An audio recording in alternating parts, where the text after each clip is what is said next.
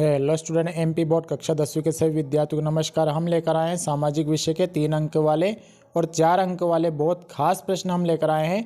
पिछले वीडियो में हमने 1 शूट दिया है पूरे सामाजिक विज्ञान का, बट हमने कुछ शानदार प्रश्न निकाले हैं 3 अंक वाले और 4 नंबर वाले। इसमें से बहुत सारे प्रश्न आपको पेपर में देखने को मिल सकते हैं। देखिए, बहुत खास प्रश्न है, आईएमपी समझ के पढ़ लेना, बट इन प्रश्नों को पढ़ना मत भूलना। एमपी बोर्ड कक्षा 10वीं के विद्यार्थियों, जो आपका 26 फरवरी को पेपर होने जा रहा है। सबसे पहले 3 अंक वाले प्रश्न हम आपको दे रहे हैं। और एमपी बोर्ड कक्षा 10वीं के विद्यार्थी पहली बार हमारे यूट्यूब चैनल पर आए, चैनल सब्सक्राइब जरूर कर लेना, वीडियो को लाइक कर लेना और बेल आइकन को प्रेस कर लेना, जिससे आने वाला हर वीडियो आप तक आसानी से पहुँच सके। और वीडियो को लिंक अपने दोस्तों के साथ भी शेयर जरूर कर देना। अब देखिए, इसमें से मैं 2 अंक वाला ही बताऊँगा, ठीक है। अभी कमेंट आए थे कि टॉप 20 प्रश्न दे दिए सर। देखिए, टॉप 20 प्रश्न नहीं बना रहा हूँ मैं, यहाँ पर आपको दे रहा हूँ बहुत शानदार प्रश्न दे रहा हूँ, 3 अंक वाले और 4 अंक वाले। इनको आप तैयार कर लोगे तो आप आसानी से सामाजिक विज्ञान में पास हो सकते हो। और जो पढ़ने वाले विद्यार्थी वो भी इन प्रश्नों को तैयार करके आप जाइएगा। पहला प्रश्न है, जैव विविधता क्या है, यह मानव जीवन के लिए क्यों महत्वपूर्ण है। दूसरा है, आरक्षित वन और अनारक्षित वन में अंतर लिखिए। मतलब रक्षित वन और अनारक्षित वन एक ही बात है, इसमें आप पढ़ के जाना है। बहुत खास प्रश्न है, ठीक है, ये वेरी इंपॉर्टेंट प्रश्न है, रक्षित वन और अनारक्षित वन, ठीक है। विस्तार पूर्वक बताइए कि मानव क्रियाएं किस प्रकार प्राकृतिक वनस्पति जात और प्राणी जात के हास्य के कारक है। चौथा है, भारतीय वन्य जीव अधिनियम 1972 के प्रमुख प्रावधानों को लिखिए। पांचवा है, जैव विविधता को प्रभावित करने वाले कारक लिखिए। छठा प्रश्न आपका मैं 2 अंक वाले बता दूंगा आपके इसके साथ साथ, ठीक है। जैव विविधता को प्रभावित करने वाले हो गया। वन और वन्य जीव संरक्षण में सहयोगी रीति रिवाजों पर निबंध लिखिए। 7वां, सत्ता के विकेंद्रीकरण के 3 लाभ लिखिए। संघात्मक शासन की विशेषता। 9वां प्रश्न है, ये टॉप प्रश्न मान लीजिए आप, ग्राम पंचायत के कार्य। एकात्मक शासन व्यवस्था के 3 दोष। भारतीय संविधान में केंद्र और राज्यों के बीच शक्तियों का बंटवारा किस प्रकार किया गया। 13वां प्रश्न देख लेते हैं, ज़्यादा प्रश्न भी नहीं है। भारत में वास्तविक विकेंद्रीकरण की दिशा में एक बड़ा कदम 1992 में उठाया गया, बस समझाइए। 14वां, क्या कारण है कि बैंक कुछ कर्जदारों को कर्ज देने के लिए तैयार नहीं होता है, लिखिए। 15वां प्रश्न है, विकास में ऋण की भूमिका को समझाइए। 16वां है, हमें भारत में ऋण के औपचारिक स्रोतों को बढ़ाने की ज़रूरत क्यों है। 17 है, भारतीय रिजर्व बैंक के 3 कार्य लिखिए। 18वां है, ऋण को औपचारिक तथा अनौपचारिक स्रोतों के बीच अंतर लिखिए।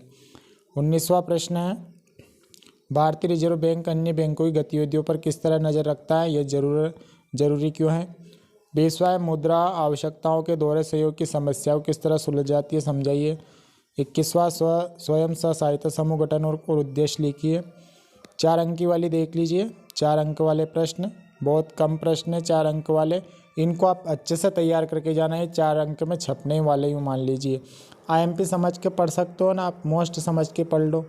परिवहन और संचार के साधन किसी देश की जीवन रेखा तथा अर्थव्यवस्था क्यों कहे जाते हैं।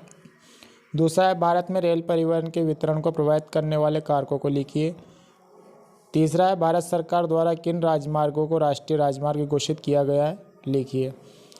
चौथा प्रश्न देख लीजिए, भारत के पूर्वी तट पर स्थित समुद्री पत्तनों का वर्णन कीजिए। 5वां है, भारत के पश्चिमी तट पर स्थित समुद्री पत्तनों का वर्णन कीजिए।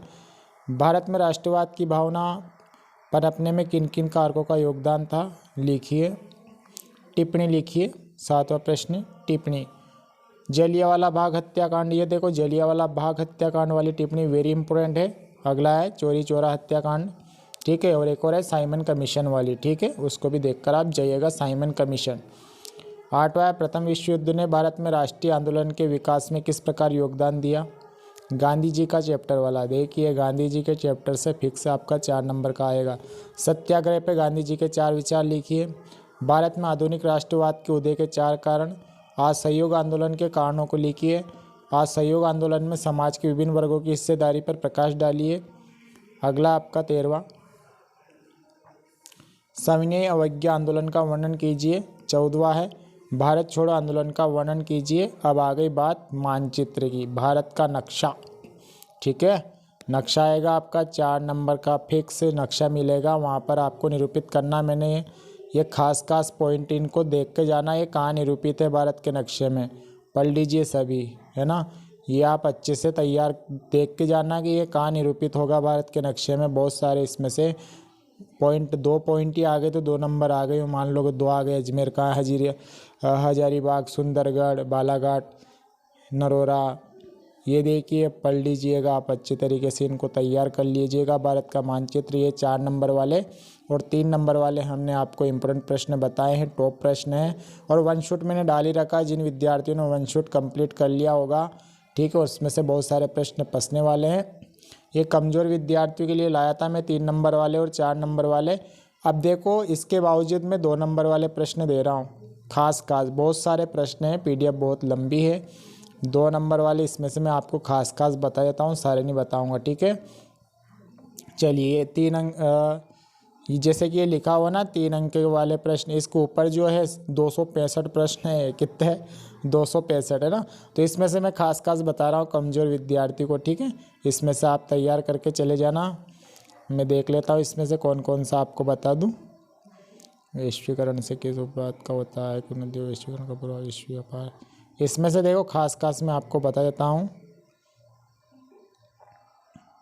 यह आपके हिसाब से देख लेना, ये पूरी PDF है, देखो प्रश्न बहुत ज़्यादा है, इसमें से मैं खास दे दूंगा और जो आपको अच्छे लग रहे हो तैयार कर सकते हो आप। एक अच्छा है प्रश्न, मैं आपको बता दूं, वैश्वीकरण को बढ़ावा देने वाले कारक कौन कौन से हैं, ठीक है। आगे देखते हैं इसमें।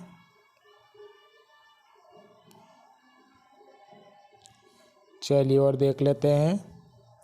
अब इसमें से बता देता हूँ, राष्ट्रीय ग्रामीण रोजगार गारंटी अधिनियम 2005 की विशेषताएं लिखिए, ठीक है। द्वितीय क्षेत्र, तृतीय क्षेत्र, प्राथमिक क्षेत्र गतिविधि आपको पढ़ के जाना इसको, ठीक है।